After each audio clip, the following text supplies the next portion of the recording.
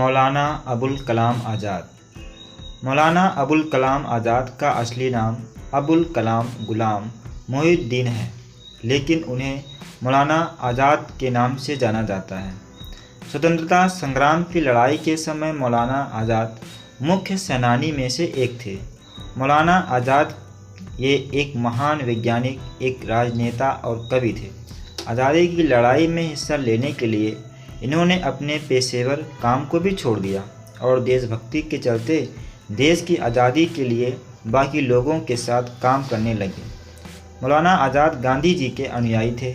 उन्होंने गांधी जी के साथ अहिंसा का साथ देते हुए सविनय अवज्ञा आंदोलन और असहयोग आंदोलन में बढ़ चढ़कर हिस्सा लिया। बाकी मुसलमान लीडर जैसे मोहम्मद अली जिन्ना आदि से अलग मौलाना आज़ाद भारत देश की स्वतंत्रता को सांप्रदायिकता स्वतंत्रता से बढ़कर मानते थे। उन्होंने धार्मिक सद्भाव के लिए काम किया और देश विभाजन के कट्टर प्रतिद्वंदी भी थे। मौलाना आज़ाद ने लंबे समय तक भारत की आज़ादी की लड़ाई लड़ी, साथ ही भारत पाकिस्तान विभाजन में गवाह बने। लेकिन एक सच्चे भारतीय होने के कारण उन्होंने स्वतंत्रता के बाद भारत में रहकर इसके विकास में कार्य किया और पहले शिक्षा मंत्री बन देश की शिक्षा पद्धति सुधारने का जिम्मा उठाया।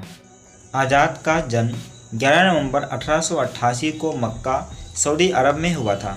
इनके पिता मोहम्मद खैरुद्दीन एक बंगाली मौलाना थे जो बहुत बड़े विद्वान थे, जबकि इनकी माता अरब की थी जो शेख मोहम्मद जहर वातरी की बेटी थी, जो मदीना के एक मौलवी थी जिनका नाम अरब के अलावा बाहरी देशों में भी हुआ करता था।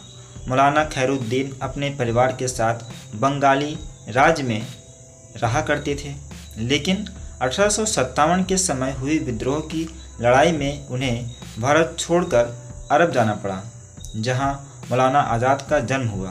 मौलाना आज़ाद जब 2 वर्ष के थे तब 1890 में उनका परिवार वापस भारत आ गया और कलकत्ता में बस गया। 13 वर्ष की अवस्था में मौलाना आज़ाद की शादी जुलेखा बेगम से हो गई। मौलाना आज़ाद की शिक्षा। मौलाना आज़ाद का परिवार रूढ़िवादी ख्यालों का था। इसका असर उनकी शिक्षा में पड़ा।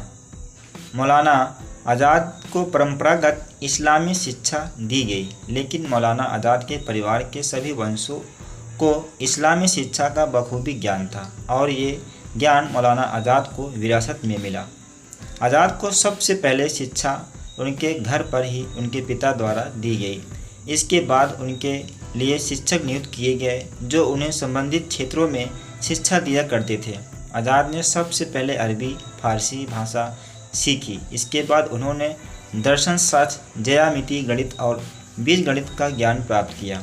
इसके साथ ही उन्होंने बंगाली एवं उर्दू भाषा का भी अध्ययन किया। आज़ाद को पढ़ाई का बहुत शौक़ था। वे बहुत मन लगाकर पढ़ाई किया करते थे। वे खुद से अंग्रेजी, विश्व का इतिहास एवं राजनीति के बारे में पढ़ा करते थे। मौलाना आज़ाद का शुरुआती जीवन। युवा उम्र में ही आज़ाद जी ने बहुत सी पत्रिकाओं में काम किया। वे साप्ताहिक समाचार पत्र अल मिसवाह के संपादक थे। साथ ही उन्होंने पवित्र कुरान के सिद्धांतों की व्याख्या अपनी दूसरी रचनाओं में की।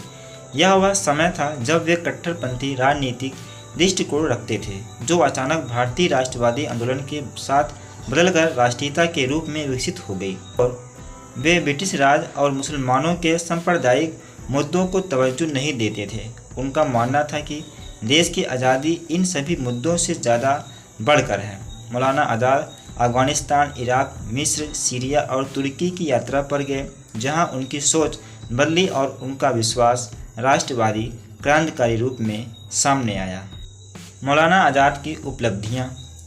1979 में मौलाना आज़ाद के जन्म दिवस पर भारत सरकार द्वारा शिक्षा को देश में बढ़ावा देने के लिए मौलाना आज़ाद एजुकेशन फाउंडेशन बनाया गया। मौलाना आज़ाद के जन्म दिवस पर 11 नवंबर को हर साल नेशनल एजुकेशन डे मनाया जाता है।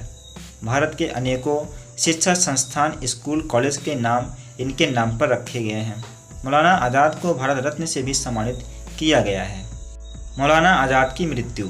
22 फरवरी 1958 को स्ट्रोक के चलते मौलाना आज़ाद जी की अचानक मृत्यु हो गई।